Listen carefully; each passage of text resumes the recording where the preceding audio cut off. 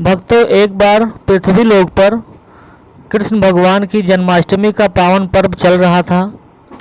इस पर कृष्ण भगवान पृथ्वी लोक पर अपने जन्मदिवस की तैयारियों को देखने के लिए आना चाह रहे थे।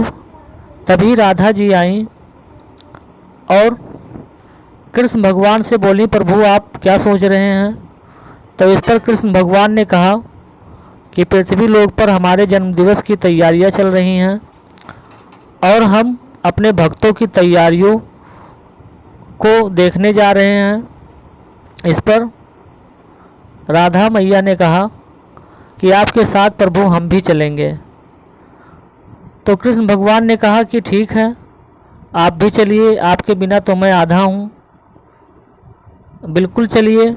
इस पर राधा मैया और कृष्ण भगवान दोनों साथ साथ चल दिए। तभी कृष्ण भगवान के बाल सखा आ गए और भगवान से कहा कि भगवान आप अकेले अकेले कहाँ जा रहे हैं?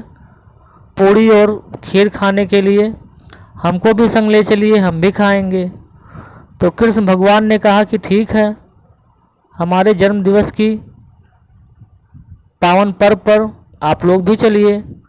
तो कृष्ण भगवान, राधा मैया और कृष्ण भगवान के बाल सखा सभी लोग पृथ्वी लोक पर अपना भेष बदलकर बालकों के रूप में, बच्चों के रूप में आ गए।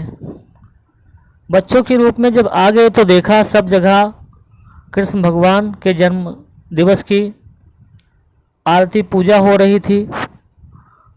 तो इन सबको भूख लगी और ये खीर खाना चाह रहे थे।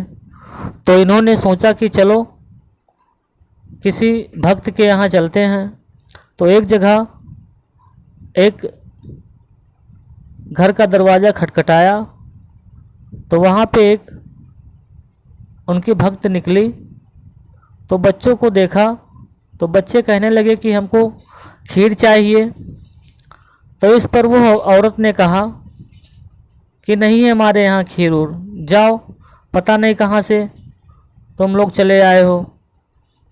तो इस तरह से वहाँ पे खीर नहीं मिला। तो लोग फिर गए एक दूसरे दरबार पर, दूसरे घर पर। वहाँ पर भी उन्हें खीर देने के लिए मना कर दिया गया।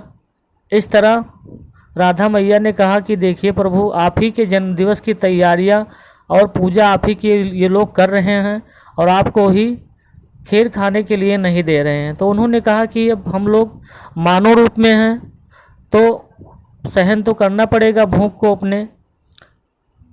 तो कृष्ण भगवान ने कहा कि चलो ठीक है, आखिरी घर चलते हैं। अगर वहाँ पर भी खीर खाने को नहीं मिला तो हम लोग सीधा गौ लोग वापस चले जाएंगे। तो वे लोग आए तो एक बहुत ही गरीब परिवार था। उसमें एक बुढ़िया थी, उसके बच्चे थे, उसके पोते थे, उसके पतोह थी। सब लोग जो है खीर लाए थे भगवान के दरबार से, किसी तरह से मांग के। खीर थोड़ी ही थी और वो उसी में जो है खाने की तैयारी में थे। तब तक कृष्ण भगवान अपने टोली के साथ में उस बुढ़िया के यहाँ पहुँच गए और खीर खाने के लिए कहने लगे। तो बुढ़िया ने कहा कि वैसे ही थोड़ी खीर है, हम नहीं दे पाएंगे।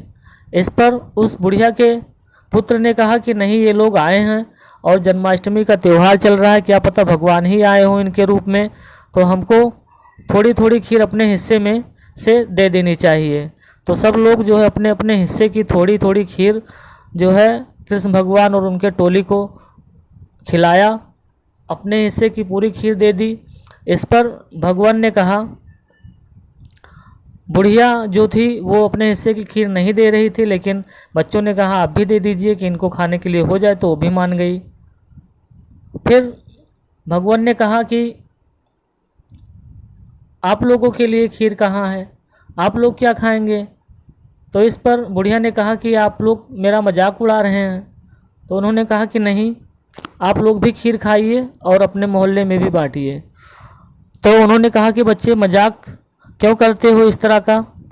तो कृष्ण भगवान ने कहा कि आपके घर में जितने भी बर्तन हैं सब उठा लाओ।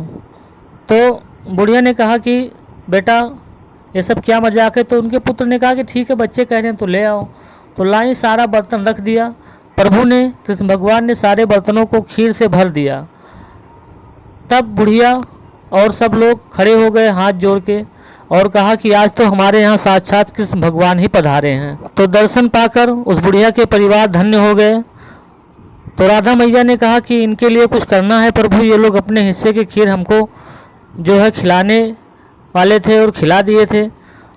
तो राधा मैया ने कहा कि इनके लिए कुछ करिए प्रभु।